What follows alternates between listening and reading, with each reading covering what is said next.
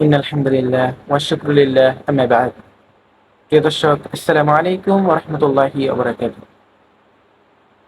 আমি শরফত হোসেন আছি আপনাদের সাথে নতুন এবং অত্যন্ত গুরুত্বপূর্ণ একটি টপিক নিয়ে। আজকের টপিকটি হচ্ছে কুরবানি নিয়ে। যেহেতু কুরবানি আমাদের অত্যন্ত সন্নিকটে, তাই আজকের বিষয়বস্তু হিসেবে থাকবে কুরবানি। সকলের বোঝার সুবিধার্থে আমি কুরবানিকে কয়েকটি ভাগে ভাগ করে নিয়েছি। সেগুলো হলো কুরবানি কি, কুরবানি কাকে বলে, কুরবানির পরিচয়, কুরবানি যাদের উপর ওয়াজিব, কুরবানির ফজিলত ইত্যাদি। সুতরাং আর কথা না বাড়িয়ে মূল বিষয় চলা যাক। কুরবানি কুরবানি মুসলমানদের দুটি ঈদের মধ্যে অন্যতম একটি ঈদ, যা জিলহজ মাসের 10ম তারিখে পালন করা হয়। আল্লাহ তাআলা কুরবানির মাধ্যমে তার বান্দার তাকওয়া পরীক্ষা করে থাকেন। কুরবানির পরিচয়। কুরবানি শব্দটি উর্দু ও পার্সি ভাষা থেকে গৃহীত, যার অর্থ নৈকট্য, ত্যাগ, বিসর্জন, উৎসর্গ ইত্যাদি। শরীয়তের পরিভাষায় কুরবানি হচ্ছে আল্লাহ তাআলার সন্তুষ্টির উদ্দেশ্যে জিলহজ মাসের 10, 11, 12তম তারিখে পশু জবাই করাকে কুরবানি বলে।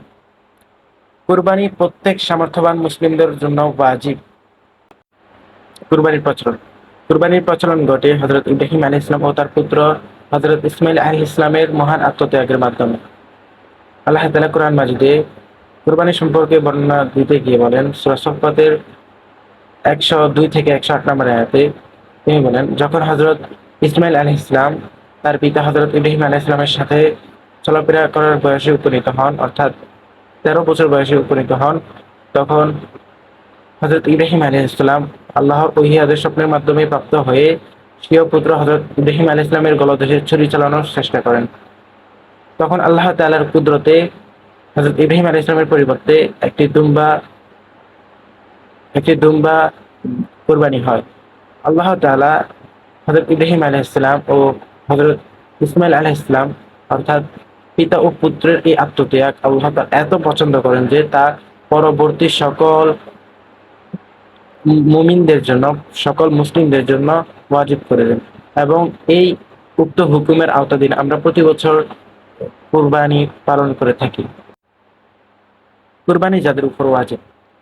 কুরবানি ওয়াজিব হওয়ার শর্ত 6টি, যথা সেগুলো হলো মুসলমান হওয়া, স্বাধীন হওয়া, মুকিম হওয়া, প্রাপ্তবয়স্ক হওয়া, পাগল না হওয়া, মালেকে নিসাব হওয়া, অর্থাৎ খাওয়া, পরা, বাসস্থান ইত্যাদি ব্যতীত 7.5 তোলা স্বর্ণ অথবা 52.5 তোলা রৌপ্য কিংবা এর সমপরিমাণ সম্পদের মালিক হওয়া। যে ব্যক্তি এই সমপরিমাণ সম্পদের মালিক, তার উপর কুরবানি ওয়াজিব। এক্ষেত্রে যাকাতের মতো মালের 1 বছর পূর্ণ হওয়া শর্ত নয়। কুরবানির পশু যেমন হবে, শরীয়ত কর্তৃক কুরবানি করার জন্য নির্দিষ্ট পশু নির্ধারণ করে দেওয়া হয়েছে।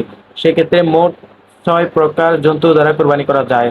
সেগুলো হলো উট, গরু, মহিষ, দুম্বা, ভেড়া ও ছাগল। এক্ষেত্রে দুম্বা, ভেড়া ও ছাগল কমপক্ষে 1 বছর হতে হবে। যদি ভেড়া দেখতে মোটা তাজা এবং 1 বছরের মতো হয়, তাহলে তা দ্বারা কুরবানি করা যায়। গরু ও মহিষ এর ক্ষেত্রে 2 বছর পূর্ণ হতে হবে এবং উটের ক্ষেত্রে 5 বছর পূর্ণ হওয়া সত্ত্ব।